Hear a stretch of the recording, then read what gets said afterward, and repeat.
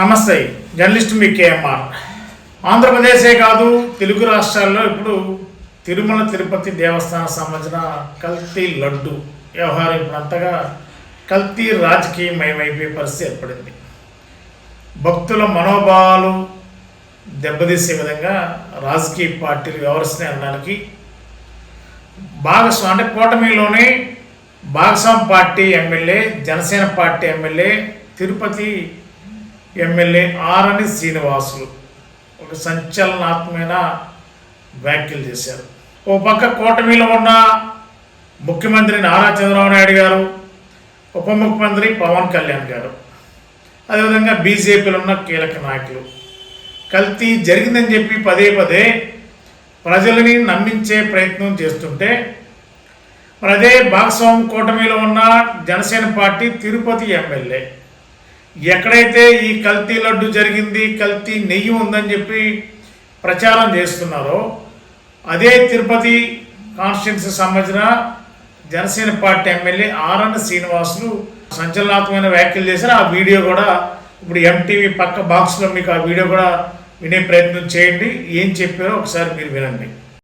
NDTV నివేదిక, SIT నివేదికలో ఎక్కడా కూడా కానీ నెయ్యిలో కల్తీ జరగలేదనేసి స్పష్టంగా చెప్పడం జరిగింది.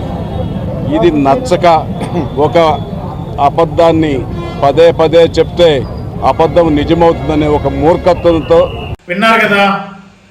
జనసేన పార్టీ ఎమ్మెల్యే, కూటమిలో భాగస్వామి పార్టీ ఎమ్మెల్యే ఆరణి శ్రీనివాసు ఏం చెప్పారు? కల్తీ జరగనే లేదు, ఎన్డీటీపీ సిట్టు నివేదికలు చెప్తున్నాయి కదా, ఇంకా పదే పదే కల్తీ జరిగిందని చెప్పి రకరకాలుగా ప్రజలని అదేవిధంగా భక్తులని ఇబ్బందులు పెట్టేలా, వారి యొక్క మనోభావాలు దెబ్బతీసేలా వ్యవహరిస్తున్నారు.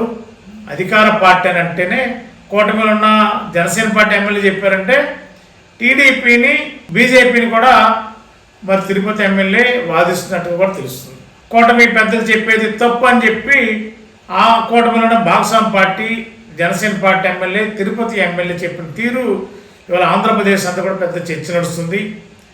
మరి అదే కూటమిలో ఉన్న వ్యక్తులు ఇలా చెప్తుంటే, మరి కూటమిలో పెద్దలేమో కల్తీ జరిగింది, దీంట్లో వైవి సుబ్బారెడ్డి అనో లేకపోతే చిన్నప్పనో రకరకాలుగా టీడీపీ అనుకూల మీడియాలో పెద్ద పెద్ద కథనాలు. ఎందుకు ఈ రాజకీయం? ఎందుకు ఒక పవిత్రమైన దేవస్థానంకు సంబంధించిన లడ్డు విషయంలో రాజకీయాలు చేస్తూ ప్రజల మనోభావాల్ని ఇబ్బందులు పెట్టేలా మరి లక్షల సంఖ్యలో భక్తులు వస్తుంటారు. మరి ఈ లడ్డు కోసం వచ్చినప్పుడు వాళ్ళని అనేక రకాలుగా అవమానించేలా ఒక దైవ ప్రసాదాన్ని తీసుకునేటప్పుడు వాళ్ళకి ఎలాంటి అనుమానాలు లేకుండా కళ్ళకద్దుకుని ఆ టీటీడీ లడ్డుని తీసుకోవడం, కుటుంబ సభ్యులకి పెట్టడం, ఇవన్నీ జరుగుతుంటాయి. మరి ఈవేళ ఈ రాజకీయాల వల్ల కల్తీ అని చెప్పి ఈ రాష్ట్రం అంతా కూడా కల్తీ జరిగిందన్నట్టుగా కూడా టీడీపీ ఒక పక్క పెద్ద ఎత్తున ప్రచారం చేస్తుంది. మరి టీడీపీ అనుకూల మీడియాలో కథనాలు చూస్తే వండి వారు పోస్తున్నారు. ఏంటి కథనాలు ఏంటి?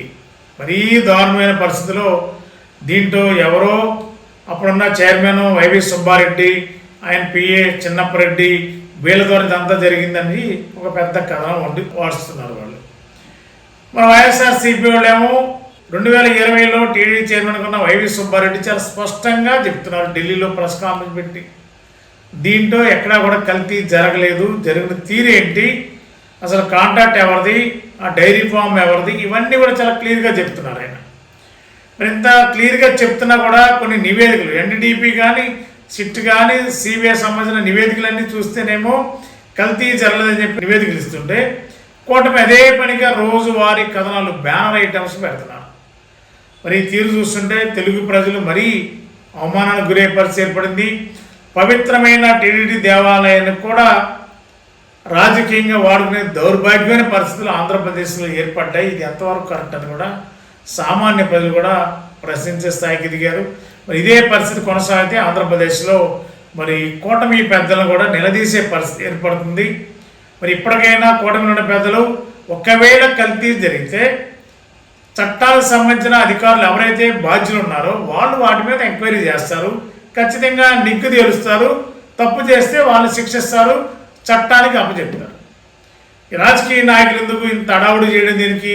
అధికారంలో ఉండి కూడా వీళ్ళే రకరకాల స్టేట్మెంట్లు రోజువారీగా మరి టీడీపీ అనుకూల పత్రికలు రకరకాల కథనాలు ఎందుకు? ఒక పవిత్రమైన ప్రపంచవ్యాప్తంగా దేశవ్యాప్తంగా పవిత్రమైన టీటీడీ దేవస్థానం గురించి మరి లడ్డు గురించి ఈ విధంగా రాజకీయ పరంగా రోజు మీడియాలో అన్ని సోషల్ మీడియా అంతా కూడా ఇదే చర్చ నడుస్తుంటే భక్తులు మరి ఆ తిరుపతి దేవస్థానానికి వెళ్ళాలి, మరి ఆ లడ్డూని స్వీకరించాలి. మరి ప్రజలు భక్తుల్ని మీరు ఈ విధంగా గుడికి వెళ్ళే విధానాన్ని మీరు ఏమన్నా రాజకీయ పార్టీలు నిషేధించాలని చెప్పి అనుకుంటున్నారా? ఎందుకు ఈ రాజకీయ పార్టీలు ఈ విధంగా వ్యాఖ్యలు చేస్తున్నాయి? మరి ఇది కరెక్ట్ కాదనేది ప్రజలు భావిస్తున్నారు. ఇప్పటికైనా కూటమిలో ఉన్న పెద్దలు కానీ ప్రతిపక్ష పార్టీలు కానీ లడ్డు కల్తీ జరిగిందని చెప్పి చేసే ప్రచారాన్ని మరి వాస్తవం అయితే అధికారులు చెప్తారు, సిట్ నివేదిక చెప్తుంది.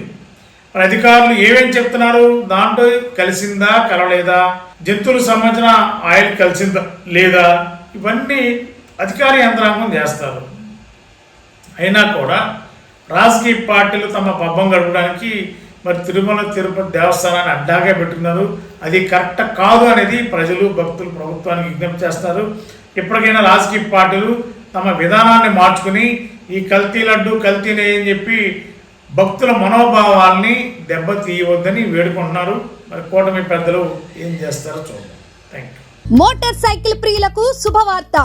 ఇప్పుడు మన ఏలూరు ఎస్ఆర్కే బైక్స్ లో ప్రపంచ ప్రఖ్యాతి పొందిన Java, SD, BSA motor cycles అందరికీ అందుబాటులో ఉన్నాయి.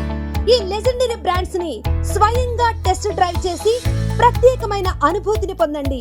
4 సంవత్సరాలు లేదా 50,000 కిలోమీటర్స్ వరకు వారంటీ, రోడ్ సైడ్ అసిస్టెంట్స్ వంటి ఎన్నో ఆధునిక ఫీచర్స్ తో మన ఎస్ఆర్కే బైక్స్ లో మీ సొంతం చేసుకోండి.